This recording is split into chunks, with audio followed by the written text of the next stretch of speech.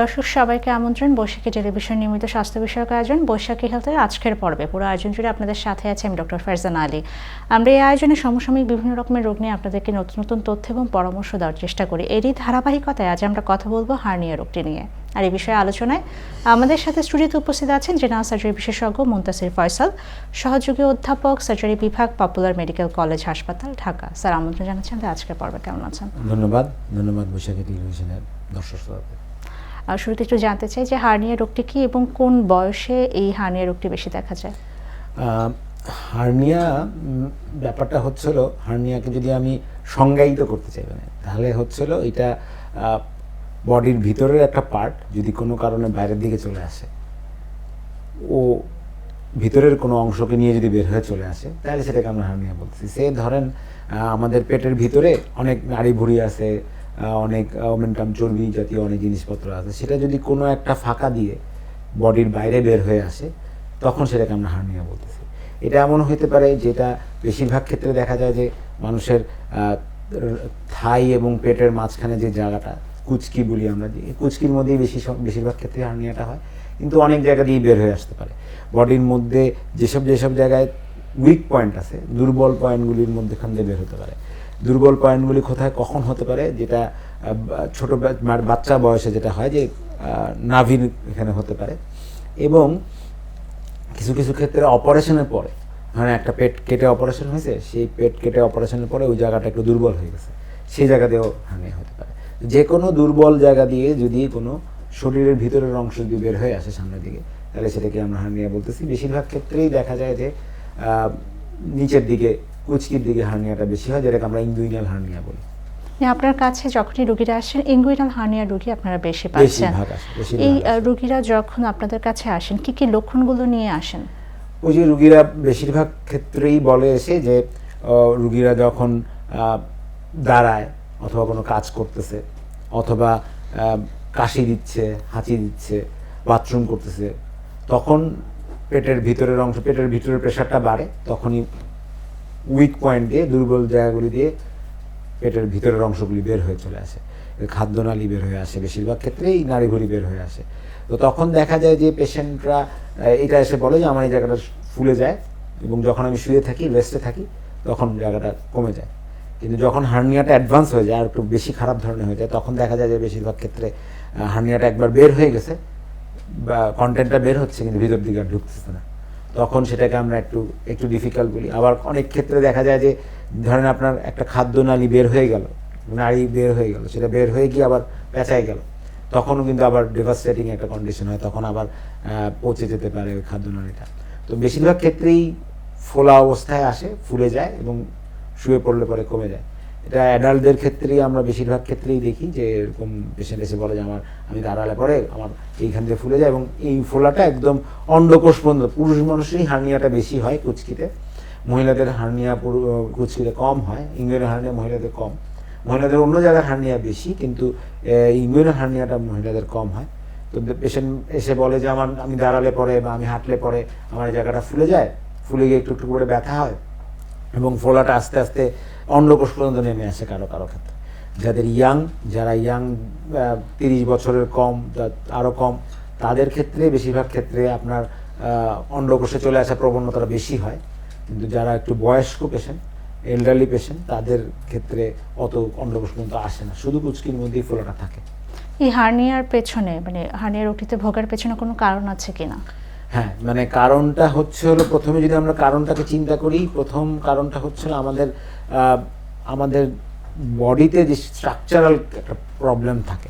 বিশেষ করে আমি এটা আগে বলতেছিলাম আপনাকে যে পুরুষ মানুষরা হার্নিয়ায় ভোগে বেশি। কেন? কারণ পুরুষ মানুষদের ক্ষেত্রে যখন আমরা বলি যে পুরুষ মানুষের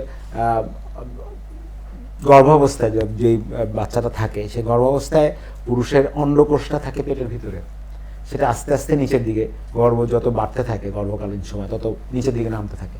তো নিচের দিকে নেমে আলটিমেটলি এটা স্ক্রোটামে এসে যায়, থলির মধ্যে আসে। তখন দেখা যায় যখন এই পেটের ভিতর থেকে অন্ডকোষটা নিচে নামে, তখন পেটের ভিতর থেকে নামার সময় পেটের সামনের দিকে যে মাংস আছে সেটাকে একটু উইক করে দিয়ে নিচের দিকে নামে। সেসব ক্ষেত্রে দেখা যায় যেহেতু পুরুষের এই কাজটা হতে হয় যে অন্ডকোষটা পেটের ভিতর থেকে নিচে নামতে হয়, সেই সব জায়গায় একটা উইক পয়েন্ট সৃষ্টি হয়। সেই উইক পয়েন্ট দিয়ে ইনগুইনাল হার্নিয়াটা হয়। বিশেষ করে বাচ্চাদের ক্ষেত্রে এইসব হার্নিয়াটা খুবই বেশি দেখা যায়, এবং অ্যাডাল্ট মিডল মানে ইয়াং অ্যাডাল্টদের ক্ষেত্রে ওই হার্নিয়াটা বেশি, যে উইক পয়েন্ট। আর দেখা যায় যে যারা অনেক ভারী কাজ করে, দেখা যায় যে যাদের সবসময় পেটের প্রেশার বাড়ে এমন কাজ করতে হয়, যেমন যাদের যদি খুব কনস্টিপেশন থাকে, কোষ্ঠকাঠিন্য থাকে, অথবা কাশি হচ্ছে, দীর্ঘদিন ধরে কাশিতে ভুগতেছে, তাদের এরকম পেটের প্রেশার বাড়ে এবং পেটের ওই ফুটা নরম উইক পয়েন্টগুলি দিয়ে হার্নিয়াগুলি বের হয়ে যায়।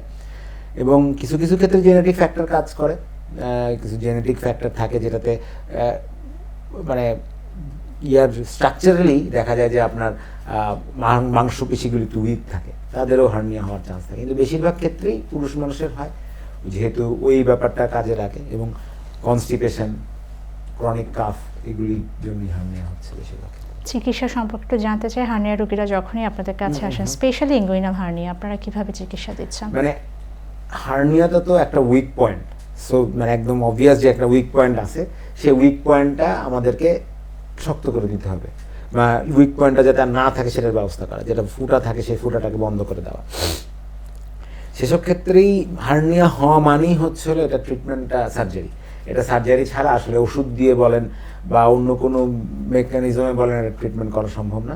এটা যেই উইক পয়েন্টটা আছে সেই উইক পয়েন্টটাকে স্ট্রেনথেন করতে হয়, এটা আমরা সার্জারি করি। এবং এখন পর্যন্ত সারা বাংলাদেশ বলেন, পৃথিবীর বিভিন্ন জায়গাতেই ওপেন করে মানে পেট কেটে এটাকে উইক পয়েন্টটাকে স্ট্রেনথেন করতে হয়। কিন্তু আমরা যেটা করি, আমরা এখন বেশিরভাগ ক্ষেত্রে ল্যাপারোস্কোপিক্যালি করি, এবং ল্যাপারোস্কোপিক্যালি বলেন বা ওপেন বলেন, দুইটাতেই আমাদের একটা হার্নিয়ার যে উইক পয়েন্টটা আছে সেই উইক পয়েন্টটা আগে আমরা সেলাই করে বন্ধ করে ওটার উপর দিয়ে বা ওটার নিচ দিয়ে একটা মেশ লাগাই, মানে একটা জালের মতো জিনিস লাগাই। সেই জালের মতো জিনিসটা লাগালে পরে উইক পয়েন্টটা আরেকটু স্ট্রেনথেন হয়, এবং এটা দুইটার ক্ষেত্রেই লাগাতে হয়।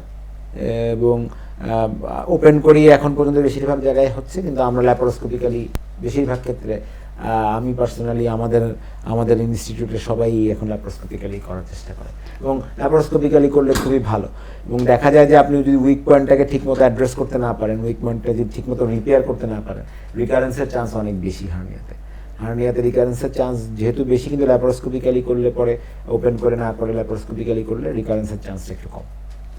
একটু জানতে চাই যে সঠিক সময় যদি হার্নিয়ার রোগীরা যারা আছেন চিকিৎসা না নেন, তাহলে কি ধরনের জটিলতা হতে পারে?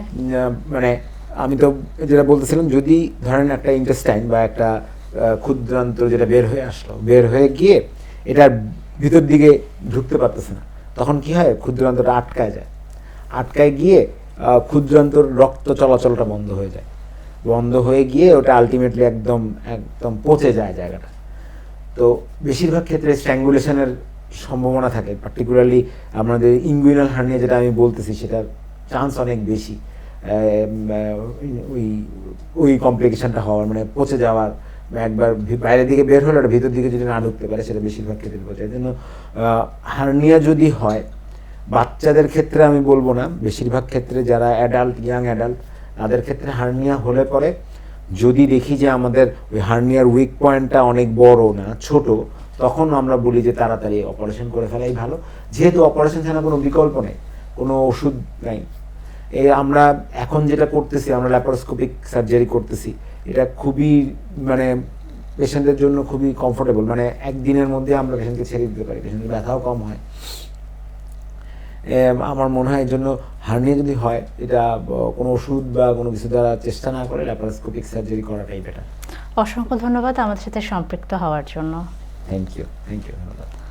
দর্শক, কথা বলছিলাম হার্নিয়া নিয়ে। হার্নিয়া রোগটি প্রকাশ পেলে কাল বিলম্ব না করে অবশ্যই একজন চিকিৎসকের শরণাপন্ন হবেন এবং সঠিক সময় চিকিৎসা গ্রহণ করবেন, তাহলেই হার্নিয়া জটিলতা থেকে আপনারা মুক্তি পেতে পারেন। আপনাদের সবার সুস্বাস্থ্য কামনা করে শেষ করছি আমাদের আজকের পর্ব। সবাই ভালো থাকুন, সুস্থ থাকুন। ধন্যবাদ সবাইকে।